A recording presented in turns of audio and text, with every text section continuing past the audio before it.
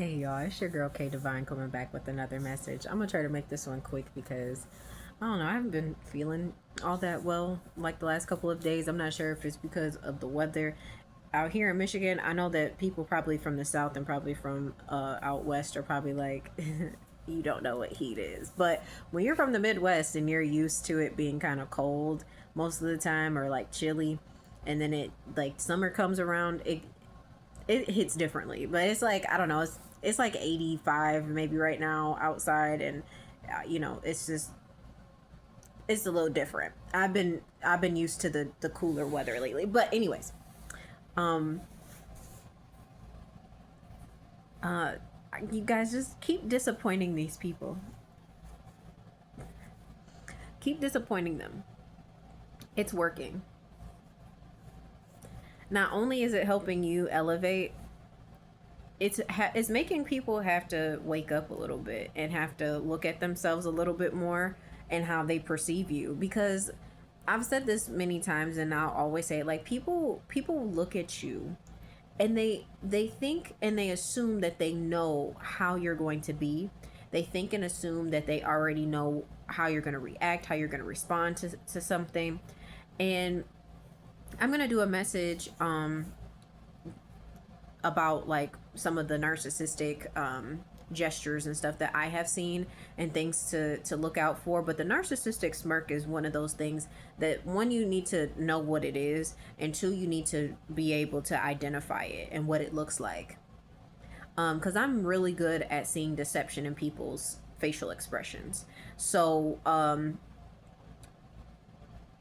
just keep disappointing people because it's so funny, you know. Because let me tell you, these people are plotting and planning against you. These people are trying to find your Achilles heel. They're trying to invoke or elicit some sort of reaction out of you, some sort of negative reaction out of you. And I have an excerpt in my book, the book I've been reading, A New Earth. This section is called Villain, Victim, Lover. It says, some egos, if they cannot get praise or admiration, will settle for other forms of attention and play roles to elicit them. If they cannot get positive attention, they may seek negative attention instead, for example, by provoking a negative reaction in someone else. Some children already do that too. They misbehave to get attention. The playing of negative roles becomes particularly pronounced whenever the ego is magnified in an active pain body. That is to say, emotional pain from the past that wants to renew itself through experiencing more pain. They seek attention through notoriety and other people's condemnation. Please tell me that I exist, that I'm not insignificant, they seem to say. Such pathological forms of ego are only more extreme versions of normal ego. So that's as plain as day. The reason why these people want to invoke some sort of reaction out of you is because something about you makes them feel insignificant. Not that you make them feel insignificant, because again, you didn't do anything, but them being in your presence, like I've been telling y'all, like you have a big presence, you have big energy, and they feel so small around you. And instead of them being like, dang, how can I get like that person? How can I have that sort of energy, that aura? They want to bring you down, and they want to feel more important about themselves. So that's why they go out of their way trying to make you upset. So for example, yesterday I went to the dollar store, grabbed a couple of items, and there was a couple people in front of me, and I'm waiting patiently. And the cashier, who also I guess happened to be the store manager, every person that was in front of me, she did the same thing. Hi, hello, hi, how are you? And then, she would take care of them and blah, blah, blah. But I get to the counter. She's silent. She does not greet me. She doesn't say hello or hi. I already knew what was up because I could feel it. I could feel it coming, which I was fine with it because it's like, that's just people being people. They gonna always people. But so she rings up my stuff. She tells me my total. She offers me some sort of promotion. I decline and say no thank you. I hand her my money. She hands me back my change, and she tries to push me off to the side, kind of quick, thank you, have a good day. And then she immediately starts I mean, I haven't even gotten my stuff together all the way. I'm still trying to put my wallet back in my purse. Like, I'm still trying to get my stuff together. And she immediately starts ringing up the guy that's behind me. And as soon as, the cash register clears out with my stuff, she's like, "Hi, hello, how are you?" And and I just paused for a second while I'm putting my stuff away, and I just was like, that's disappointing in my mind. And then I take my bag and I walk out of the store.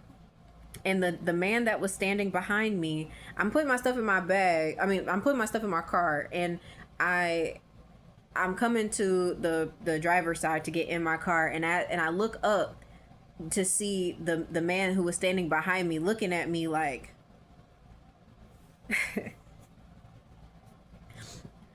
and that's the thing about these people. They be so shocked because they think that what they're doing is so clever and so new. They, especially right now, like, I'm gonna bring up racism again just briefly because that was a racism situation. All the people in front of me and the people behind me were white, which, again, it's fine. It is what it is. I'm not trying to change these people's mind. Anyways, but it's like, especially right now, one thing I'm definitely noticing, at least in the States, I don't know, y'all tell me what's going on in the rest of the world.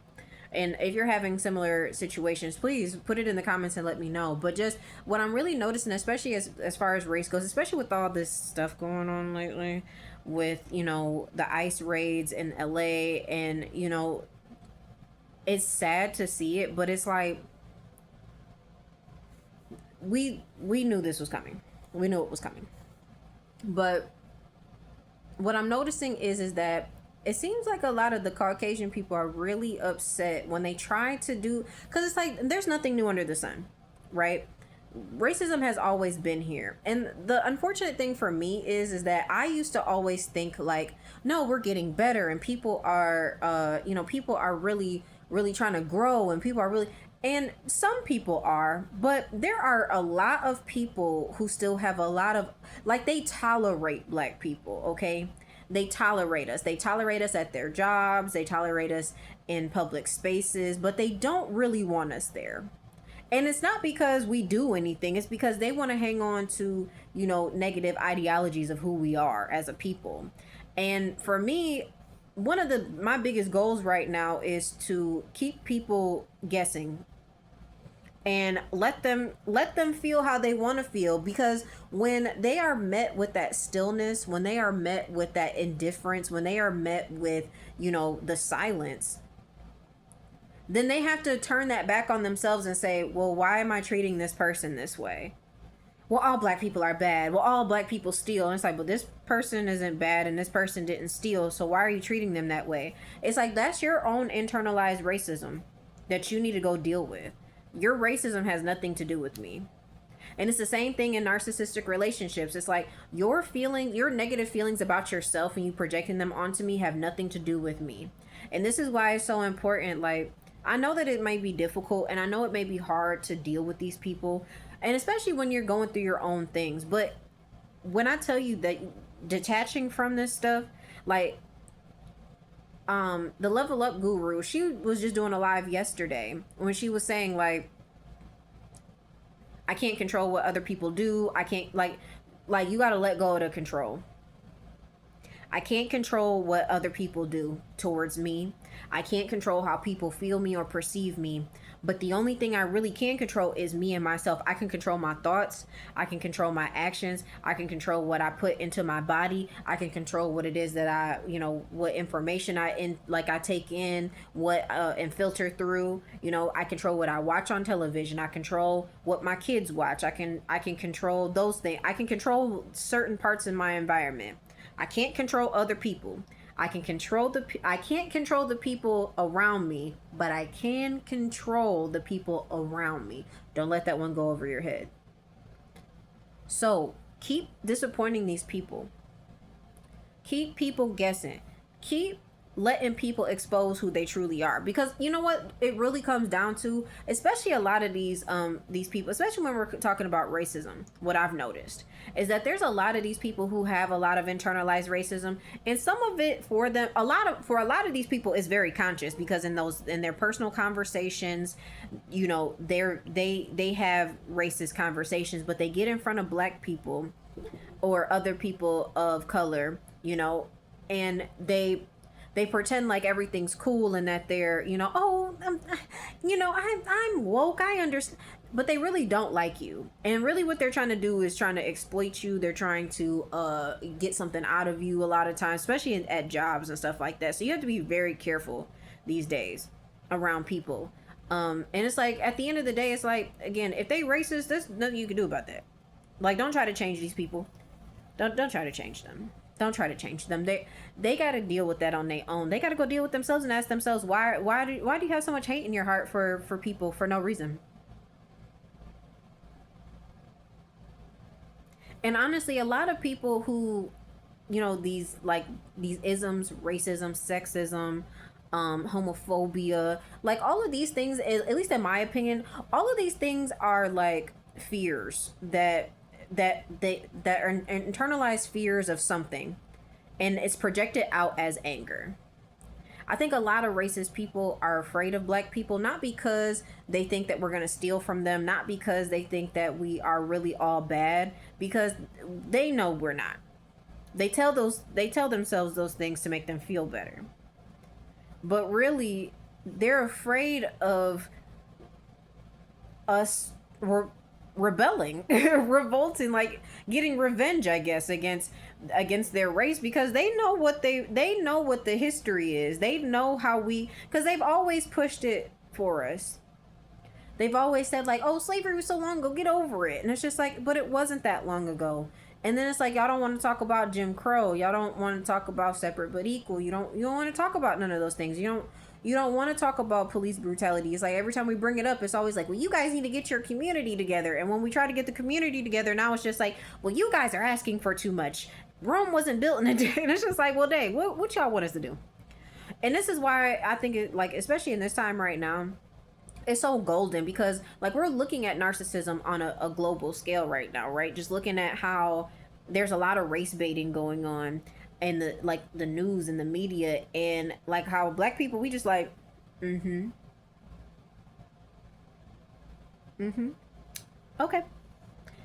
gonna drink some water and go about my day. And they mad about it. They mad about it.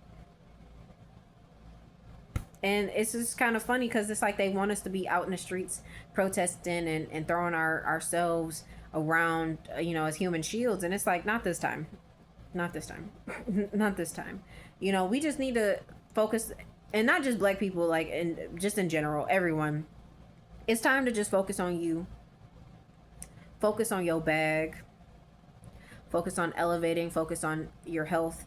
Focus on you. Focus on your children and your close friends and loved ones that you know that you take care of or that you care about. Just focus on that, because at this point, you know, we all going through something, and it's not easy to smile and persevere when you're going through struggles. It's not easy. Not as much as people try to pretend like it is. It's not easy. It's not. There's a lot of resilience that you have to have in order to do that, and you are very resilient, and you're very wonderful, and just keep making them mad. Just keep them guessing. Keep surprising them. Keep making your haters feel like they can't even have a good day simply because you're not having a bad one. It's beautiful. It's beautiful, really. Especially when you get to that detached part where you really don't, it really doesn't bother you too much. When it's just like, okay, that's you.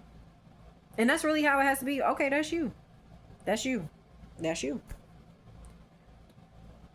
They don't got nothing to do with me, and I'm gonna go over here and mind my business. But that was my message, y'all. I love you guys. I by the way, am officially a certified professional life coach. I'm still getting stuff together.